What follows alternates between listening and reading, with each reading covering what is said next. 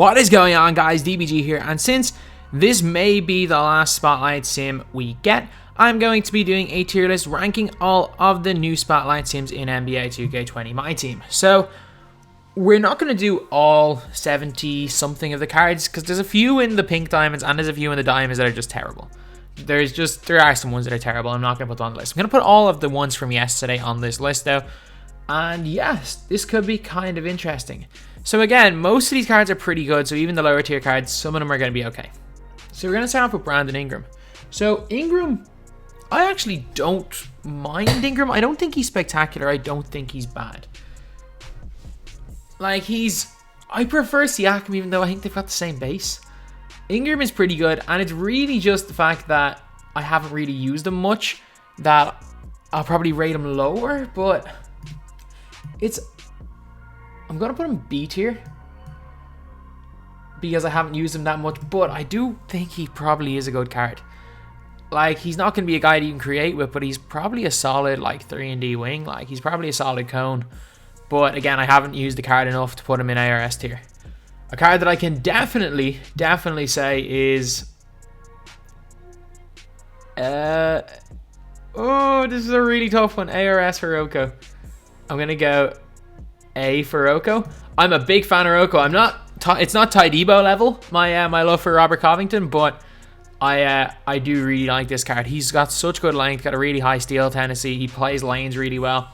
Again, I'm not quite as good at playing lanes as Ty is, so maybe if I did play lanes like that, he'd be that much better. But for me, I just think he's a really, really great 3&D wing. Also can create his own shot a little bit and has a pretty good release. Then we got Brandon Clark. Brandon Clark is one of those really underrated ones from that first set of Spotlight Sims. I'm going to put him in B tier, but he's a really good defender. He actually shoots the ball well. He's got a nice release. He kind of does a bit of everything. He's a tiny bit slow, which is his only problem, but he is still one of those underrated cards. Would I go out of my way to use the card? Probably not. But is he a good card? No question about it. Then we've got Tom Gugliotta. So Tom Gugliotta is going to go in C tier. Yeah, no range extender, which is like, no range is a huge problem.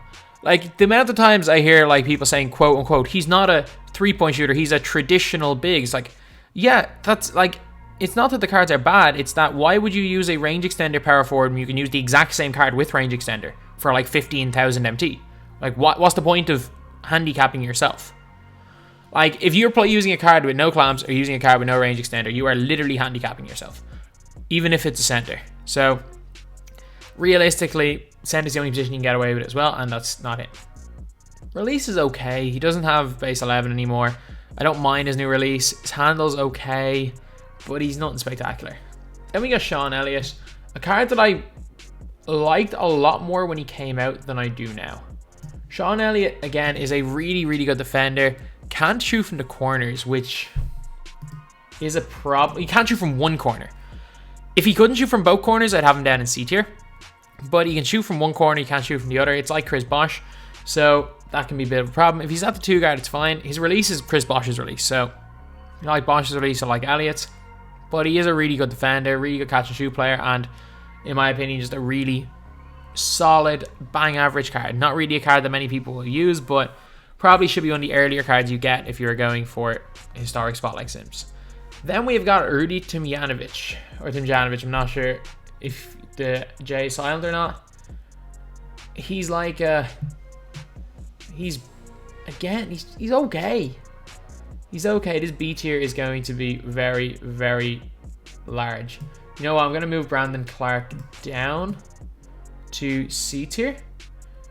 Yeah, I'm going to keep him in. I'm going to keep these in B tier, but Tomjanovic has got a good release. He's got a huge player build, so he's 6'8", but he looks about 6'10", 6'11". And in general, a card that I do like. I do like this card, but he doesn't do much. He's a cone. Like, he's just another guy on your team. Then we got Rip Hamilton. I don't know what it is. I don't like Rip Hamilton. And I should like him because I'm pretty sure his jumper is either base 22 or base 40, which is a release that I do like. There's just something about Rip Hamilton I don't like. Again, that's the way it is with loads of players. Like, there are certain players that I love that I know for a fact you guys will hate, and there's no real way to put a finger on it. So now we got Michael Finley. I hate his release and goal quick draw. On half quick draw, it's actually pretty nice. I'm going to put him in B tier though, because again, there are definitely better wings. But he's got decent height. He can create his own shot. He goes to the basket well enough. He is not terrible. Like, I did not think he was going to be good at the start, but I actually don't mind them at the minute. The more I use him, the more I like this card. Then we got Thurl. Thurl's going A tier. Again, he's a really weird upper on his jump shot, but he's got to go release. He's got good animations. He's also, like, glitchy. He's a 6'11" small forward. So, yeah, I liked Thurl a lot more at the start than I do now. I definitely like Thurl a lot more at the start. He's still really good. Don't get me wrong. Thurl Bailey is still really, really good. I just liked him so much more when he first came out. Then we have got Pascal Siakam. Siakam, is he better than Rocco? I'm going to say no. Again, one of the favorites of arguably the best MyTEAM player in the world. Without question, top 5 to 10. But again, I really like his opal. Because opal has got dribble moves, he can tween spam. This card right here is just a really solid 3-and-D wing. I know he plays lanes really well. All Siakam cards play lanes well, just like Rocco. And his jumper is really good, but I don't quite think he belongs in S tier. Rui Hachimura belongs in C tier. Problem is that he cannot shoot from the corners. He's got the mellow base. He cannot shoot from the corners. So it is a base that I'm really not a fan of. But other than that, he does everything solid. But not being able to shoot from both corners, yeah, you're not going above C tier. But he's not bad enough to put him in D tier. Malcolm Brogdon. A. I really enjoy using this Malcolm Brogdon card. In my opinion, he's one of the easiest releases in the game to green. I'm a huge fan of this card. Like, even above all the pink diamond point guards, like above the Roses, above the Steph Currys of the world, I think I may not even have Steph Curry in this. I've just realized that I may not have put Steph Curry in because I don't remember putting him on the list. But I have him as the #1 point guard in Spotlight Sims. And we got Terrence Ross. So Terrence Ross is going D tier. He's got no clamps. So yeah, he just gets blown by.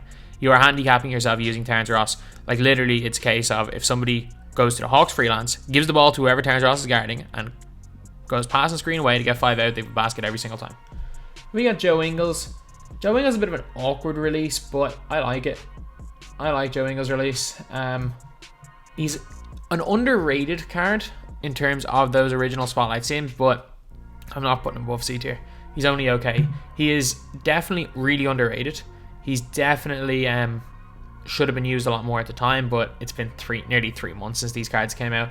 Most of them are a little bit outdated. Then we got Cam Reddish. S. No doubt about it. Cam Reddish for me is S tier. Cam Reddish can create his own shot. I like the Paul George base. That's all I'm going to say. Is I know people hate it. I like it. He can create a shot probably better than Paul George can. He's got Paul George's dunk animations, Paul George release. He's 6'8", can play at the 2. Man, I'm still a huge fan of this Cam Reddish card. I don't use him as much as I should, to be honest. Like, the reason why I don't use him is, again, I've got Kobe, I've got Rudy as my 2-2 guards, and I got Glenn Rice. So I don't see much of a use in using Cam, especially because in a few days when I do get Larry Bird, I'll be using like Larry at the 3, so I probably will have Rudy and Rice in my 2. I probably don't even have Kobe in my squad. So while Cam Reddish is exceptional, he doesn't quite make my squad. A fantastic card. Then we got Kevin Porter Jr., and I'm putting Kevin Porter Jr. in A tier. So surprisingly enough, 4 of the original diamonds are in A tier. Those original Spotlight Sims had some gems. They really did have some gems. And I remember at the start when they first came out, everyone knew these guys were unbelievable. Because a lot of the time, the younger players in the NBA are the ones with the best animations. Just like Dean Wade, Cam Reddish, just like Kevin Porter Jr. If you guys are looking at certain cards, like KCP is one of the best releases in the game. Javon Carter, Trey Burke based. Like, there's a load of these cards. It's why some of the Spotlight Sim cards have just ended up being God tier. Even though obviously no one likes using Spotlight Sim cards, Moments cards. And these cards are exceptional. So now we're on to Walter Davis. Walter Davis is like a mini Brandon Roy. Do I put Walter Davis in A or do I put Walter Davis in S? I put him in A, but it's S. I put him in S. If you like, he is DeMar DeRozan but 1 inch smaller and only gold range. He's insane. He's absolutely insane. Then we got Roy Hibbert, a good defender, not much else. Can't really shoot the ball too well. But again, Roy Hibbert is a really good defender, so I'm not going to say he's a bad card by any means. He's solid. He's a really solid card, but can't shoot from deep, and that's a big problem. Then we've got Vlade Divac. Vlade is going into B tier. He's clunky. He's got a slow enough jump shot, but he kind of does everything, if you get me. Like, he doesn't have a weakness, but he doesn't really have a strength. Like, he should be God tier, but his release is slow, his handles are slow. But at the same time, he's not bad. He's definitely underrated, but I wouldn't put him as good as a guy that's going to come up a bit later. So then we got Horace Grant. Horace Grant, a really good defensive card, but no range. Like, his stuff is like the same as Tom Gugliotta. Like, you can say the same thing about Horace Grant. He's got no range, and honestly, it's a card that I just would not use in my team. Because for, like, people are saying, oh yeah, you don't need range, he can do everything else. Like, you kind of do. Players spot up at really weird positions. And yeah, he might happen to be in the corner, but you can't use him in pick and pop situations. There's certain situations you just cannot use this card. And he's not unbelievably tall either. For like 30k MT, you can buy a Jeff Green that will do way more than Horace Grant will do on the floor. Then we got Jack Sikma. Jack Sikma is the player I'm going to say is way better than Vlade at the center position. And Jack Sikma is going to be our second of the historic players that have gone into S tier. As a specialist center, and when I always talk about centers, like, there are certain players in the game that do everything. They do absolutely everything. They can shoot, they can dribble, they got 99 and everything. But for certain people play styles, you need specialists. For example, like Robert Covington with Ty. Ty only needs Roko to play lanes and hit wide open and occasionally create his own shot. So for someone like Ty, he'll get more use out of a Roko than he would out of a 99 everything Kobe Bryant, because, well, that might be a bad example, but because of the role he needs him to play. But that's not saying Roko is better, it's just for a specific role. For a specific, like, if you are a pick and pop player and you just need a pick and pop jump shooter, Jack Sikma has one of the best catch and shoot releases for a center in the game. I don't know what it is. It's the same base as Thurl Bailey, but it's just so much nicer on Sikma. Sikma, man, I'm a big fan of this card. As a specialist 3-point shooting center, you can't get much better. Then we got, this is a really weird one, and this is going to be a controversial one. I'm putting A tier Andrea Bargnani. And the reason for that is, again, the specialist theory. He is a specialist. He does one thing unbelievably well. His jumper is one of the easiest to time in this game. Andrea Bargnani is so cash. I used that amethyst and used to cook opals. Like, I remember I came up against Uric 111 running opal David Robinson, who's probably the best center in my team at the time in January. And I cooked him with amethyst Bargnani because he was just hitting every shot. And if there's something to be said about someone who hits every shot they take, and especially the center position. So just due to, quote, I don't know even if I can call it the quote-unquote specialist theory, that specialist players in certain scenarios fit better. Well, they obviously fit. Like, if you need a pick-and-pop jump shooter, he's perfect. Like, him and Sikma are unbelievable. As far as pick-and-pop jump shooters, they're way better than the likes of Miles Turner. They're way better than D-Rob. Their releases are so much nicer. They don't play defense like those guys. They don't run like those guys, but they shoot the ball really well. So, due to being a specialist, Bargnani's going A tier. Kevin Garnett, D. Problem with Kevin Garnett is like, at least Horace Grant and Gugliotta can speed boost. Kevin Garnett can't speed boost. He also can't shoot from deep, has a low 3-point rating. Yeah, he's got good defense. He can play lanes a little bit, but like, so can Horace Grant and Gugliotta, but they can at least do more. He's got a slow enough release as well. So yeah, I've never liked this Kevin Garnett card. I like the other Kevin Garnett, but I'm not the biggest fan of the other Kevin Garnett, but it's better than this, definitely. Brad Daughtry, D tier, no question about it. Marc Gasol, man, it's hard not to put him in S tier. He's Hakeem Olajuwon 2.0. They're the same card. They're literally the same card. They do the exact same things well, they do the exact same things bad. So it's hard to argue against Marc Gasol being S tier. Like, he's got Hakeem's release, he's 7'1", he can do everything, he can speed boost, he can handle, he can run, he can play defense, he can play in the post, he does everything. S tier. Michael Cooper, I'm going to put him B, bang smack in the middle. He's got a really solid release, or he's got a really great release, sorry, base 28. He's 6'5", a bit small, but he has a big player build. Steal tendency's a bit low, but catch and shoot, he's exceptional. As a cone, because of how easy his jump shot is, you can't not put him in B tier. You could even argue as a specialist player, you can put him in A tier, but I think I think Covington and Siakam are just better cones. I think Porter Jr. brings a bit more on offense than Michael Cooper, so that's why he's in B tier. Next, we have got Dennis Johnson. Dennis Johnson, base 28 as well. He's like a slightly better Gary Payton, I guess. No hot zones outside the 3, which is a bit of a problem. Actually, no, he's a slightly worse Gary Payton, but he's a better release. So he's Gary Payton level. Honestly, this might be a controversial one. I'm going to put him in A tier. I actually don't. I've used him once. I don't actually think he's that bad. I really don't think he's that bad. People think he's worse than he is. Yeah, he's 6'4", and like you're not going to be using him in a comp setting, but in an unlimited setting, like considering the fact Wade can survive Dennis Johnson, he can survive. He's a good defender as well. Then we got Boogie. Boogie is terrible on offense. He is terrible on defense. He's a fantastic offensive player. Is terrible on defense. Like, he can't block a shot, he can't get a steal, can't do anything. So for that reason, even though he's fantastic on offense, he's going to be B tier. If he could play defense, he'd be A tier or even S tier. And we got Kyle Korver. See, I'm not going to be crazy and say that Kyle Korver is D tier, because he kind of does everything you want from a cone. Like, he can shoot the ball. I don't like his release. Like, I've used his gold card, and I'm cash with the gold card. Still doesn't mean I think Korver's a good release. He has a really weird, like, release where he kind of goes up and down and up again in his shot, and it is kind of hard to time. Like, unless you really concentrate on it, it is hard to time. So Korver is going to C tier. Then we got D-Rose. D-Rose, I'm going to put bang smack in the middle, and Gilbert Arenas I'm going to put behind Derrick Rose, because I think they're basically the same card. Yes, Derrick Rose and Gilbert Arenas is half range and Derrick Rose is gold range, which is a bit of a difference, but they're both the same type of point guards. They're both the same athletic 6'3/6'4" point guards that can shoot and dunk and aren't really that usable. And the fact that they're an inch smaller than Dennis Johnson, no, I can't. I prefer Dennis Johnson, but I can't put Gilbert Arenas below A tier. If Dennis Johnson's in A tier, Gilbert's A tier. Hakeem Olajuwon is a slightly better Marc Gasol, but slightly better at everything. So Hakeem is that tiny bit better than Marc Gasol at everything, but Gasol's an inch taller. So I would put them kind of even. I'd probably put Hakeem a tiny bit ahead of Gasol, but they're fairly even. Then we get Shane Battier. 1 word, 4 letters. He's a cone. He's actually got a pretty good release and has pretty good length, but can't dribble at all. He is a cone. Then we got Paul Pierce. A. If Paul Pierce could shoot from the corners, he'd be S. No question about it.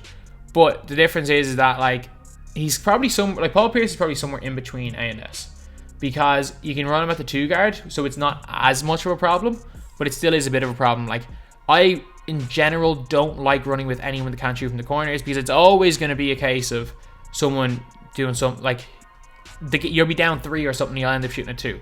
Like, it's always a case where something wrong happens in that scenario. Like, I think it happened to Isaac in a game. I'm not sure if it was a tournament game or if it was him in a 12-0 grind where he was down 3 and ended up shooting a 2 with LeBron James, because LeBron James can't shoot from the corner either, and lost the game. Like I think that it could be the difference between 3 points in a game, and in a close game, I just don't trust running someone that can't shoot from the corners. And we got Bruce Bowen, basically Shane Battier, but he can play the 2. Dennis Rodman, great defender, one of the slowest releases in the game, and can't play the 2 guard anymore. He is C tier. If Dennis Rodman could play the 2, like, the reason why the other one is good is because he can play him at the 2 and he can lock up guards, but like, this one can't play at the 2. Do you really want the guy who can't shoot the ball on the floor? Yeah, he's got good ratings and stuff. He is the slowest release in the game, and also he's literally the exact same as the Pink Diamond, except for the fact he can play power forward and not 2. Like, they're almost the same. Like, look at their stats, they're basically identical. Defensively, they're identical as well. So now we have got Kevin McHale. Kevin McHale is better Dino. McHale has got all of Dino's animations. He's got Dino's max wingspan. He's got Dino's release, but he's got a 3 ball with range. So yeah, Kevin McHale is going S tier. Not only that, I think he might actually go in as my starting center.